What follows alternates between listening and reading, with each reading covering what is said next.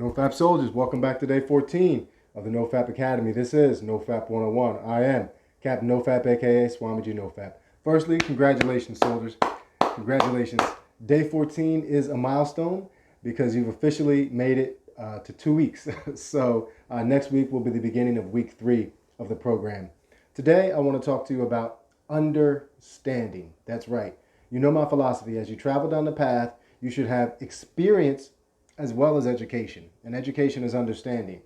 But that understanding isn't only Nofap. You should be trying to actively seek out information to learn about Nofap, but you also have to have a firm understanding of the self, of you.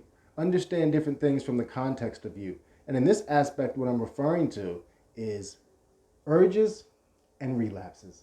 I want you to understand why you get urges and why you relapse.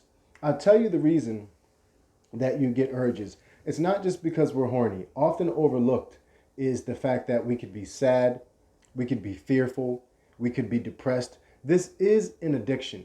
And when you start to understand it from the terms of addiction, just like when you start to understand the universe in the terms of energy and vibration, everything else starts to make sense.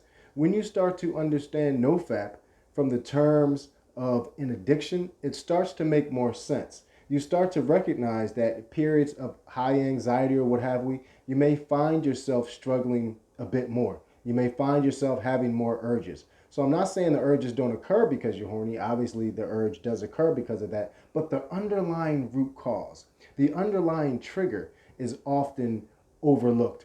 And I want us to stop doing that. I want us to become more aware of how we feel and the things that may lead us to succumb to this addiction. Because remember, that's why it's so important when you're on the program. I have you meditate as well as I have you give your gratitude 5 times a day, which you should be doing, right? 5 times per day. That's just not for no reason. The reason is because not only will you start to rise above the lower vibration of this addiction, but also you start to rise above the reasons that cause you to relapse, which are all those lower vibrational feelings. You're less likely to have those lower vibrational feelings when you're meditating and giving gratitude regularly.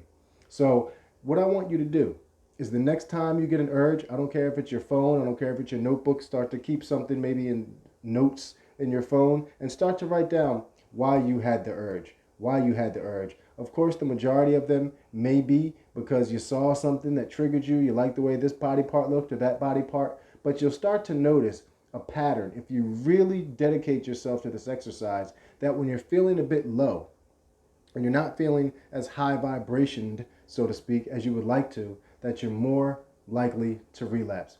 So as you travel down the path, take that tool, take that tip with you. Please apply it to your life. If you really want to break this addiction, you have to start having habits that would help you overcome the addiction. And one of those most important things is to know thyself. Why you relapse, why you get urges. Start to write it down, and I'll see you up the path.